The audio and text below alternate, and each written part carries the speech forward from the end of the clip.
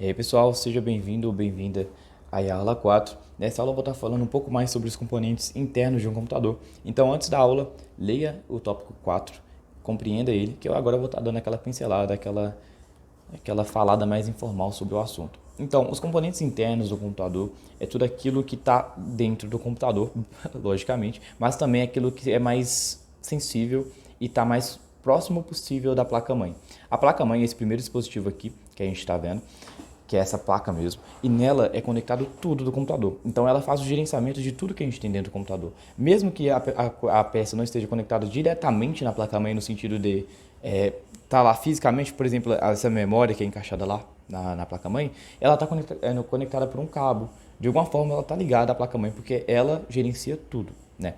O sistema operacional gerencia a placa-mãe, que ela gerencia tudo. Então ela é a peça crucial. Não existe peça mais importante, porque o computador precisa de todas as peças para funcionar. Mas ela, se você for olhar, ela é a mãe mesmo, por isso que ela chama placa-mãe. Então a gente tem também, eu vou começar, aqui tem só as imagens, eu vou começar a rolar aqui, que fica mais fácil de falar de cada um. Então a gente tem o primeiro componente, assim, é o processador. O processador ele fica encaixado bem no centro da placa-mãe. E quando você vê uma placa-mãe, ela tem um cooler por cima dela, aqui ó. Vou pegar uma placa-mãe aqui para vocês. Essa aqui é uma placa-mãe. Vocês podem ver, isso aqui é o processador, esse quadradinho aqui. Nesse quadradinho, a gente coloca um cooler por cima aqui, que vai ficar resfriando o processador o tempo todo, porque ele esquenta muito. O processador, a função dele, basicamente, é processar todos os dados do seu computador. Então, tudo que você faz, passa pelo processador. A imagem do seu computador passa pelo processador, se você não tiver uma placa de vídeo, é externa, que também é encaixada na placa-mãe. Então, tudo passa por ele. Os dados que você faz do mouse, do teclado, o sistema operacional, os programas que você abre, tudo passa pelo processador. Então ele é crucial e quanto mais rápido ele for, mais desempenho você vai ter no seu computador. Então se você quer priorizar alguma coisa na hora de comprar um computador, priorize o processador, porque ele é muito importante, né? Junto com outras peças. Então eu recomendo que vocês leiam aqui para ter uma explicação mais detalhada de como ele funciona, porque é mais complicadinho. Mas basicamente, falando sobre o processador, como é que ele funciona com base numa fila. Hoje em dia, os processadores mais atuais, eles têm multithreads, né, que são, eles meio que têm vários núcleos ali dentro, e cada núcleo consegue fazer uma operação por vez. Então, o processador, o sistema operacional, na verdade, organiza uma fila para todos os processos que querem entrar nesse núcleo, um desses núcleos, e aí vai organizando para ir passando tudo e processando tudo. Então, quando você, por exemplo, você está jogando, sabe quando você abre um monte de coisa ao mesmo tempo no seu computador, e se o problema não for a memória RAM que vai encher, que a gente vai falar um pouco mais para frente, o processador pode travar, porque é tanta coisa que ele está fazendo que uma hora ele vai deixar de fazer alguma coisa ali e vai dar prioridade para alguma coisa que é mais importante. Por isso que muitas vezes você está mexendo no celular e o aplicativo trava, só que o seu celular não travou, você consegue fechar o aplicativo, justamente porque era tanta coisa aberta ali ao mesmo tempo, talvez, que o seu celular preferiu matar o processo do aplicativo do que matar o sistema todo. Então ele priorizou o que é menos importante, que é o aplicativo. Você jogou fora o aplicativo ali, fechou ele, você pode abrir de novo e o sistema continua intacto e funcionando. Então os processadores hoje, eles trabalham dessa forma, tem vários núcleos ali e aí o sistema operacional faz esse gerenciamento. E o gerenciamento dos sistemas de hoje são muito bons, né? Mas ainda assim existem travamentos. Não existe sistema, não existe computador que não trave, não acredite nisso. iPhone trava, Android trava, a gente tem computadores, Windows 7 trava, Windows 10 trava, macOS trava, que é o Mac são dos computadores da Apple. Então tudo trava, uma hora vai travar se você estiver usando de uma forma meio louca, assim, entende? Claro que um iPhone e um celular muito bom, Android, por exemplo, um S20, eles podem nunca travar, mas se eles travarem, é normal também. Não é uma coisa que vai acontecer tanto com celulares e computadores melhores, mas pode acontecer. Então, o processador, basicamente, ele é o que computa todos os dados e ele tudo passa por ele ali para ser processado e mostrado no resto do computador. A placa-mãe, ela é onde tudo fica conectado, como eu já falei, e ela faz esse gerenciamento de todos os sistemas, todas as placas, todos os periféricos, tudo ela gerencia. Claro que o sistema operacional faz isso, mas faz através dela. Então aqui, por exemplo, nessa placa que eu tenho em mãos, a gente tem várias entradas, como essa aí, vou até dar um zoom na imagem que vai ficar mais fácil. Aqui a gente tem, por exemplo, a entrada do processador, que é esse quadradinho, né? Do lado aqui, que a gente tem essas 4 trilhas, são as entradas das memórias RAMs, que a gente vai falar um pouquinho mais para frente. A gente tem essa entrada aqui azulzinha também, ó, que ela é a entrada da placa de vídeo, que a gente consegue colocar uma placa de vídeo externa para melhorar ainda mais o desempenho do computador. A gente tem mais entrada aqui para a placa de vídeo, tem outras entradas aqui também que a gente pode usar para colocar placas externas. Só que como hoje em dia, essa placa aqui é uma placa mais atual, ela é uma placa mais cara, mas ela já tem quase tudo conectado diretamente nela aqui, ó, essas saídas aqui, por exemplo. Então, ela necessita de menos placas, assim, então ela fica mais vazia. A gente vai estar explicando um pouco mais disso também mais para frente. Falando agora das placas externas, esse aqui é uma placa de rede que a gente usava muito antigamente, porque as placas mães não vinham com a saída de rede. Essa placa que eu tenho aqui comigo, ela tem ainda, ela é antiga, mas ela tem, ó, tá vendo essa saidinha aqui, ó? Essa saída de rede. Quando você não tem essa saída de rede aqui, você tem que usar uma placa dessa, que é conectada nessa entrada aqui, ó, nessa entrada preta, que a gente chama ela de PCI Express. E a gente tem a PCI Express 16X, que é essa aqui, que ela é mais atual, e ela é onde a gente coloca as placas de vídeo. Então, quando a gente não tinha essa entrada aqui, no caso, direto na placa-mãe, soldada, a gente usava essas aqui, PCI Express. Só que o que acontece? Hoje em dia, todas as placas já vêm, então essas placas ficaram obsoletas, ninguém mais usa isso, entende? Por isso que eu falo que hoje as placas ficam mais vazias, porque você coloca o processador, né? A gente coloca hoje aqui o processador, as memórias RAMs, do lado aqui do processador, e coloca uma placa de vídeo. No máximo, é isso que vai estar conectado diretamente na placa, hoje em dia. O restante a gente vai conectar por cabo e não vai ter mais essas placas de rede. Aqui a gente tem a placa de som também, que é a mesma coisa.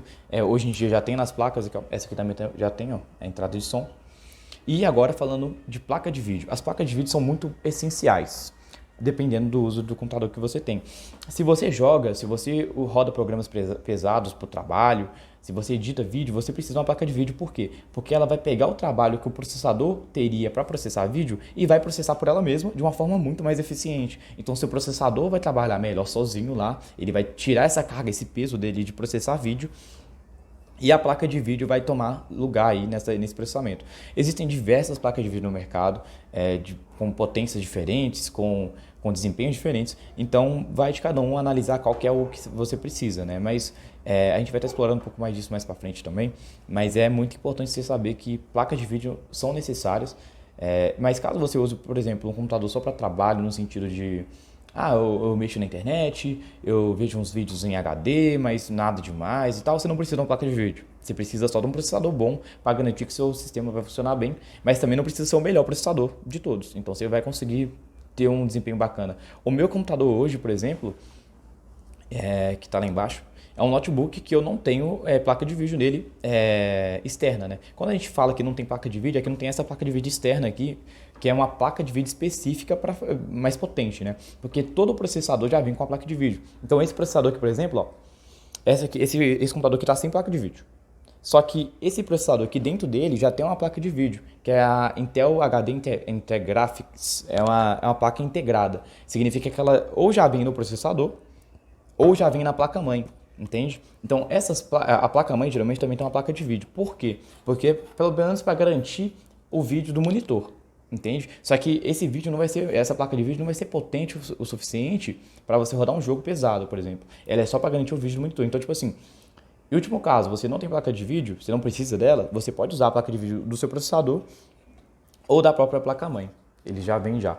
No caso, essa aqui, ela vem na placa-mãe, se não me engano, porque essa placa-mãe é feita só para receber processadores da Intel. Então ela já vem com a placa de vídeo integrada, né, que a gente chama de onboard, que significa na placa.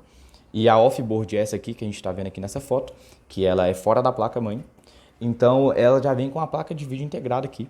E essa placa de vídeo integrada, ela já faz esse serviço para a gente mostrar pelo menos o monitor, né? E aqui a gente tem as saídas, né, de vídeo do monitor. Passando aqui, a gente tem discos de armazenamento. Isso aqui é um assunto muito importante, né? Antigamente a gente usava os CDs, DVDs, e o disco de armazenamento é basicamente qualquer lugar onde você consiga armazenar dados. Então a gente tem os CDs, DVDs, a gente tem os pendrives, a gente tem os HDs externos, o próprio HD do computador, que a gente vai estar falando um pouquinho mais para frente, já deve estar falando por aqui agora, ó. HD. Esse assunto é muito importante, tem até um HD aqui, mas ele é igual esse aí, então não vou pegar ele não. O HD, o que acontece? A gente tem esses discos aqui de CD, vou falar deles primeiro porque o conceito é um pouco parecido.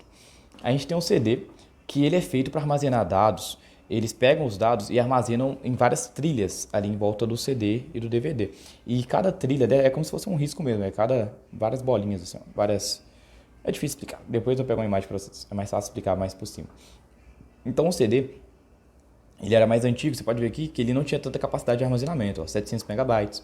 A gente vai estar falando mais dessas medidas mais para frente, mas um DVD já conseguia armazenar aí 5 GB, que é 5.000 megabytes. Então eles não conseguiam armazenar tanta coisa assim, eles são muito frágeis e riscavam muito fácil, e aí você não conseguia mais ver os dados, e eles foram muito usados. Só que aí eles foram substituídos pelo pendrive, né? Só que os computadores sempre tiveram o HD dentro deles. Por quê?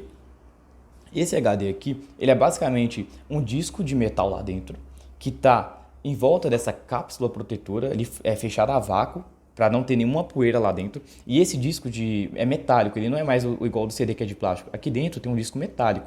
Esse disco consegue armazenar muitos dados, entende? De uma forma muito barata. Então um HD aqui, um HD de 1.000 gigas, custa em torno de R$300. Então é muito barato comparado ao tanto que ele entrega de poder de armazenamento, de capacidade. Mas em velocidade ele perde muito e ele é frágil também, porque se você deixar cair e balançar lá dentro do disco, ele pode parar de funcionar e nunca mais ligar.